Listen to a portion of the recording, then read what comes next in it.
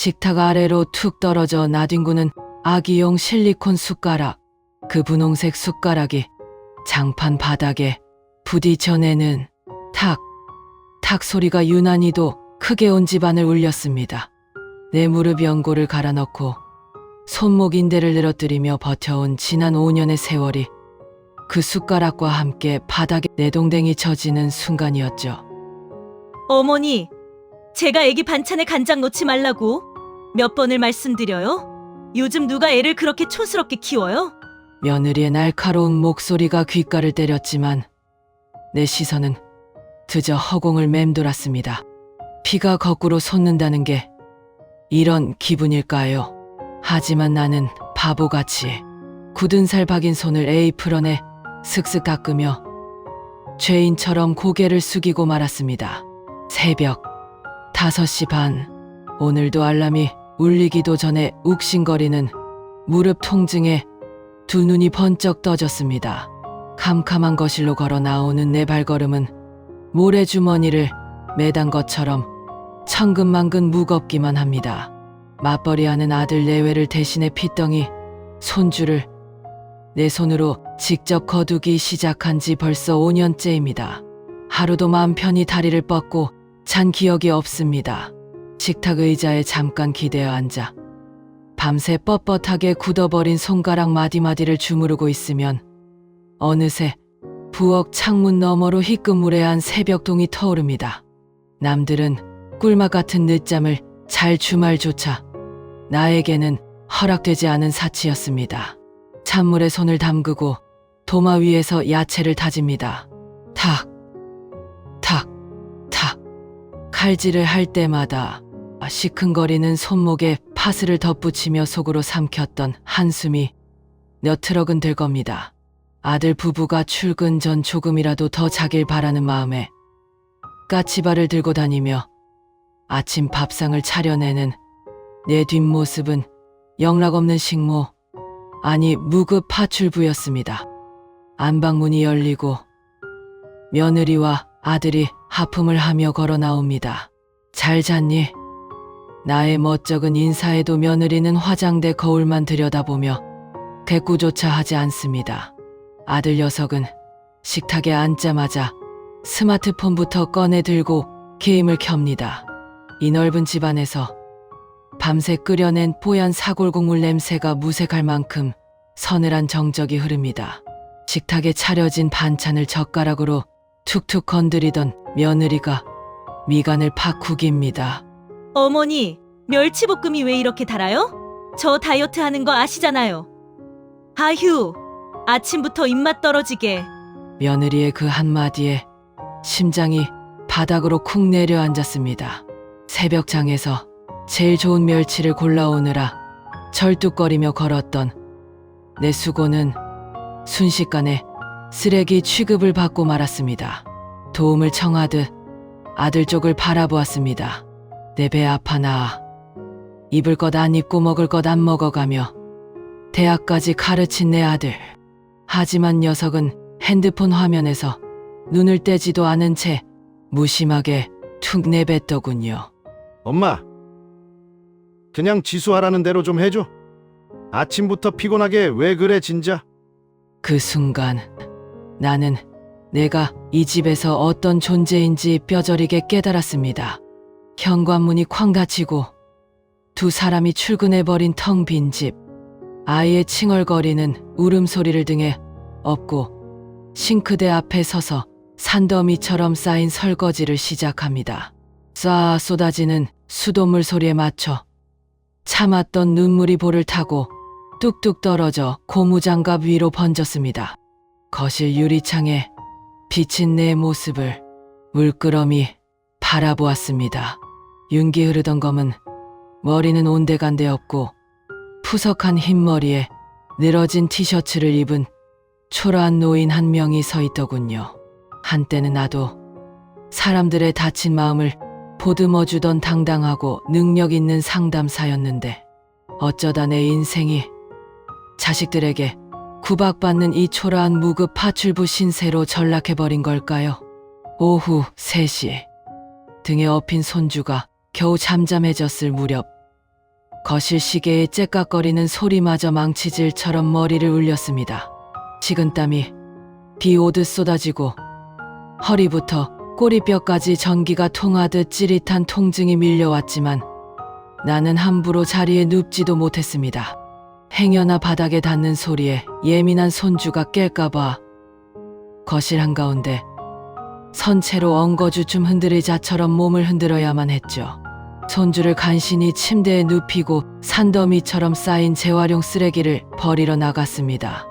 양손 가득 플라스틱과 종이박스를 들고 분리수거장을 뒤적이던 내 손끝에 무언가 빳빳한 종이봉투가 걸렸습니다. 아침에 며느리가 출근하며 몰래 버리고 간 최고급 백화점 명품관의 쇼핑백과 영수증 뭉치들이었습니다. 영수증에 찍힌 금액은 자그마치 300만 원. 손이 덜덜 떨렸습니다.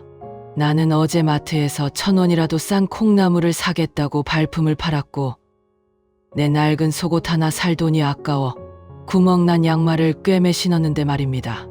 어머니, 생활비 모자라요. 아껴 쓰세요라며 매달 30만 원을 던져주듯 주던 며느리의 차가운 목소리가 환청처럼 귓가를 맴돌았습니다. 저녁 7시 반, 도어락의 경쾌한 전자음과 함께 아들 내외가 퇴근했습니다. 하루 종일 누구와도 말 한마디 섞지 못한 나는 반가운 마음에 무릎 통증도 있고 현관으로 달려나갔습니다. 고생했다. 저녁은 찌개 데워놨으니 얼른 씻고 나와. 애써 웃음을 지으며 건넨 내 인사는 허공을 맴돌다 차갑게 바닥으로 떨어졌습니다. 며느리는 내 인사를 받는 둥 마는 둥 거실로 들어서더니 돌연 물티슈를 한 장 뽑아 들었습니다.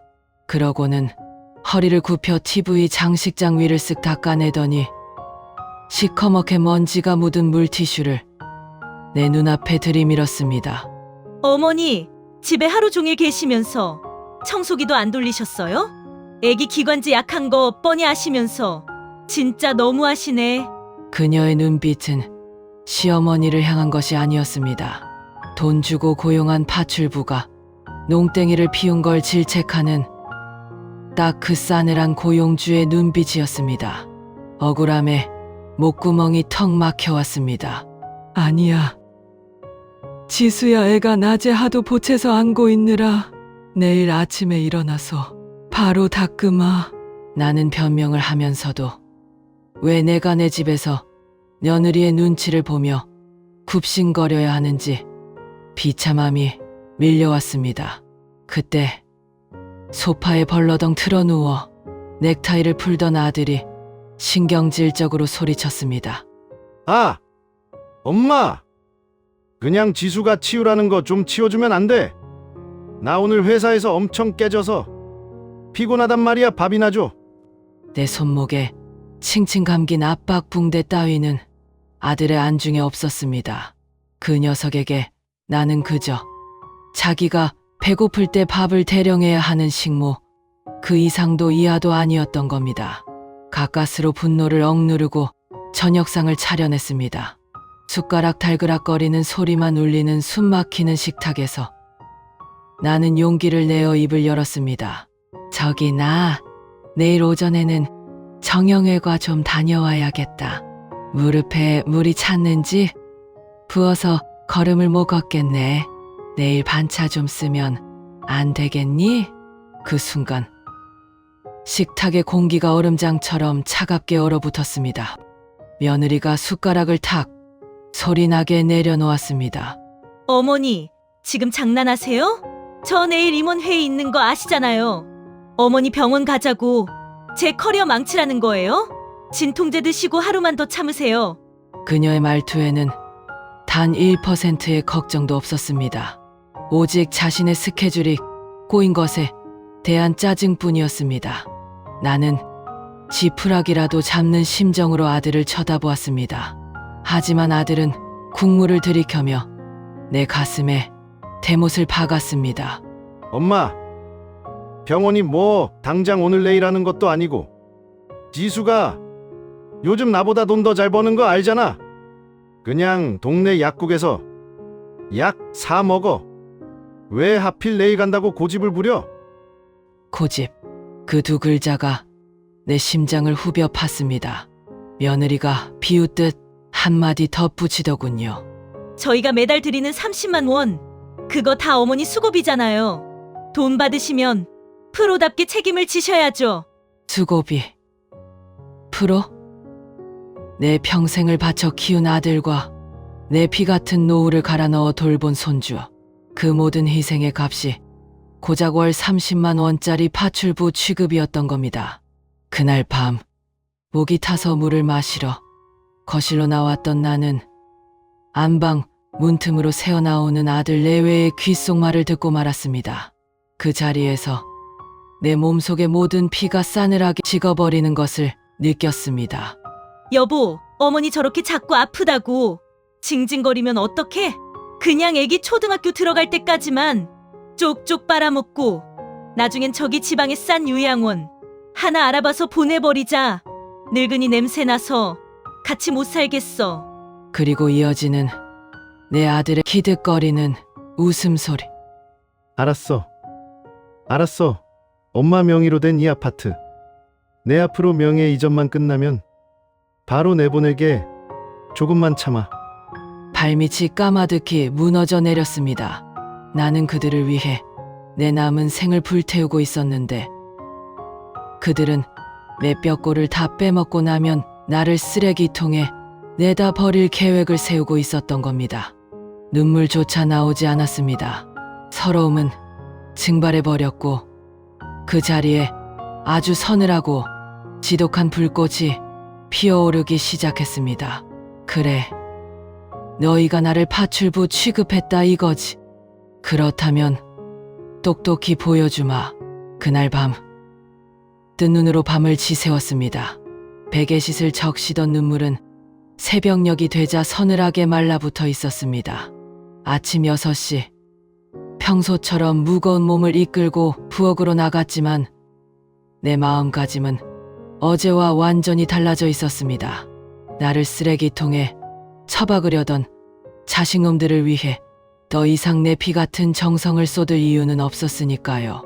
냉장고 문을 열고 어제 먹다 남은 식은 국을 대충 냄비에 쏟아부었습니다. 도마 위에서 칼질을 하는 내 손길은 더 이상 가족을 위한 사랑이 아니라 그저 기계적인 움직임일 뿐이었습니다. 쾅! 콱! 물을 써는 칼소리가 유난히 날카롭게 부엌을 울렸습니다. 오늘은 며느리가 깨어나 잔소리를 해도 한 귀로 흘려버릴 작정이었습니다. 출근 준비를 마친 며느리가 식탁에 앉으며 또다시 투덜거렸습니다. 어머니, 오늘 국은 왜 이렇게 성의가 없어요? 아유, 그냥 빵이나 구워주지. 평소 같았으면 안절부절 못하며 미안하다 굽실거렸을 나이입니다. 하지만 나는 며느리의 얼굴을 똑바로 쳐다보며 아주 건조하고 낮은 목소리로 대꾸했습니다. 먹기 싫으면 내가 차려 먹어라. 내 손목이 아파서 더는 못하겠다. 며느리의 눈동자가 지진이라도 난 듯 흔들렸고 핸드폰만 보던 아들도 흠칫 놀라 고개를 들었습니다. 엄마, 아침부터 왜 그래? 지수 놀라게. 아들의 핀잔에도 나는 조금도 흔들리지 않았습니다. 놀라긴 내가 틀린 말 했니? 나는 뒤도 돌아보지 않고 앞치마를 휘꺼서 식탁 의자에 걸쳐둔 채 손주를 안고 현관을 나섰습니다. 등 뒤로 당황한 기색이 역력한 두 사람의 숨소리가 들려왔지만 내 발걸음은 그 어느 때보다 가벼웠습니다. 손주를 유모차에 태우고 무작정 동네 노인복지관으로 향했습니다. 멍하니 복지관 로비 게시판을 바라보던 내 시선이 구석에 붙은 낡은 포스터 한 장에 꽂혔습니다. 활자가 내 심장 속으로 벼락처럼 뛰어들어오는 것 같았습니다. 경력 있는 노인 심리 상담사를 찾습니다. 당신의 지혜를 빌려주세요. 그 문장을 읽는 순간 잊고 살았던 내 심장 박동이 다시 거세게 뛰기 시작했습니다. 그래요. 나는 원래 누군가의 무급 파출부가 아니었습니다. 30년 전 대학에서 심리학을 전공하고 수많은 사람들의 다친 마음을 열어주던 제법 인정받는 전문 상담사였습니다. 남편이 세상을 떠나고 아들 녀석을 혼자 뒷바라지하느라 내 꿈을 접고 생업에 뛰어들었을 뿐 내 머릿속의 지식과 사람을 꿰뚫어보는 통찰력은 결코 녹슬지 않았습니다. 나는 당장 스마트폰을 꺼내 공고문에 적힌 번호를 저장했습니다. 그리고 그날 밤부터 아들 내외가 잠든 새벽 시간을 이용해 맘몰래 이력서를 쓰고 면접 준비를 시작했습니다. 벽장 깊숙이 박혀있던 먼지 쌓인 전공 서적들을 꺼내어 불빛을 줄인 스탠드 아래서 한 장 한 장 넘겼습니다. 눈은 침침하고 돋보기를 껴야 했지만 글씨 하나하나가 내게 해방을 속삭이는 것 같았습니다. 그뿐만이 아니었습니다. 아들 녀석이 내 명의의 아파트를 가로채려 한다는 사실을 안 이상 철통 같은 방어막도 쳐야 했습니다. 낮에 손주를 업고 은행과 주민센터를 돌며 내 모든 금융거래와 인감증명서 발급에 본인 방문 외 절대 발급 불가라는 강력한 제한을 걸어두었습니다. 아들이 내 뒤통수를 치려다 제 풀에 꺾여 나자빠지도록 아주 촘촘하고 완벽한 법적 그물망을 쳐둔 것입니다. 며칠 뒤 드디어 면접날이 밝았습니다.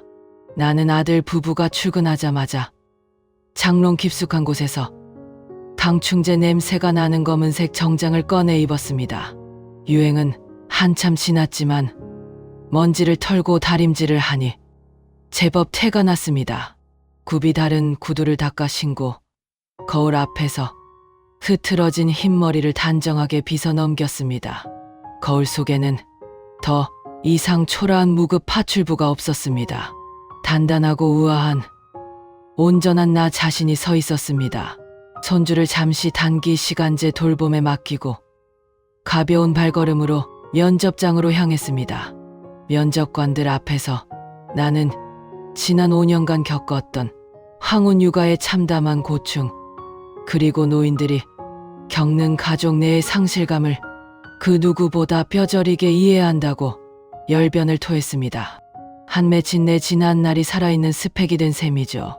나의 진심 어린 답변에 면접관들은 고개를 끄덕였고 면접장을 나서는 얘 휴대폰에는 최종 합격을 알리는 문자가 도착해 있었습니다. 집으로 돌아오는 길, 코끝을 스치는 바람이 어찌나 달콤하던지요. 이제 모든 준비는 끝났습니다. 나를 호구로 알고 마음껏 부려먹었던 저 교만한 자식들에게 내가 없으면 단 하루도 제대로 굴러가지 못할 그들의 알량한 일상에 완벽하고도 우아한 독립선언문을 던져줄 차례였습니다. 오늘 저녁 그들의 비참하게 무너질 표정을 상상하니 나도 모르게 서늘한 웃음이 새어나왔습니다. 저녁 7시 30분 거실의 모든 불을 끄고 나는 소파 정중앙에 꼿꼿하게 허리를 펴고 앉아 그들을 기다렸습니다. 식탁 위에는 늘 보글거리던 찌개 대신 정갈하게 타놓은 식은 홍차 한 잔과 두툼한 서류 봉투 하나만이 놓여 있었죠. 도어락에 비밀번호가 눌리는 소리가 정막을 찍고 울리자 내 입가에는 아주 희미하고도 서늘한 미소가 번졌습니다. 아, 진짜? 엄마! 집에 있으면서 불도 안 켜고 뭐해? 현관문을 열고 들어오며 신경질적으로 벽 스위치를 탁 치는 아들의 목소리가 들렸습니다. 거실에 환하게 불이 켜지자 소파에 앉아있는 내 모습을 발견한 두 사람의 발걸음이 우뚝 멈췄습니다. 늘 무릎 나온 바지에 앞치마를 두르고 굽실거리던 늙은 어미가 머리끝부터 발끝까지 빈틈없는 정장 차림으로 자신들을 내려다보고 있었으니까요. 어머니 지금 그 옷차림은 뭐예요? 애는요? 밥은 안 하셨어요? 며느리의 목소리가 당황스러움으로 미세하게 떨렸습니다. 나는 아주 천천히 우아하게 찻잔을 들어 한 모금 마신 뒤 대답했습니다. 애는 방에서 잔다. 그리고 밥은 이제부터 각자 알아서 해결하도록 해. 내 파출부 계약은 오늘부로 끝났으니까. 내 차분하고 건조한 목소리에 거실의 공기가 얼음장처럼 얼어붙었습니다. 아들이 코웃음을 치며 넥타이를 거칠게 풀었습니다. 엄마, 또 왜 이래? 어제 병원 못 가게 했다고 시위하는 거야? 아, 피곤해 죽겠는데 진짜. 녀석은 여전히 상황 파악을 하지 못한 채 짜증 섞인 발걸음으로 안방을 향해 걸어갔습니다. 나는 식탁 위에 놓인 서류 봉투를 집어들어 거실 바닥으로 툭 던졌습니다. 차르륵 소리와 함께 봉투 안에서 영수증과 서류, 뭉치들이 쏟아져 나왔습니다. 시위가 아니라 청산이다. 내 단호한 한마디에 아들의 걸음이 멈췄습니다. 지난 5년간 내 뼈를 갈아 너희 아이를 돌본 보육비, 청소, 빨래, 반찬값 시세보다 아주 저렴하게 계산해서 청구서로 만들었다. 매달 던져주던 30만 원? 그건 어제 내 처가 사들고 온 명품 가방 할부금도 안 되더구나. 며느리의 얼굴이 순식간에 하얗게 질렸습니다. 내가 분리수거장에서 영수증을 주었다는 사실을 깨달은 거겠죠. 어머니? 그건 제 돈으로 산 건데. 왜 어머니가 간섭을... 며느리가 말을 더듬으며 변명하려 했지만 나는 그녀의 말을 차갑게 잘라버렸습니다. 내 돈!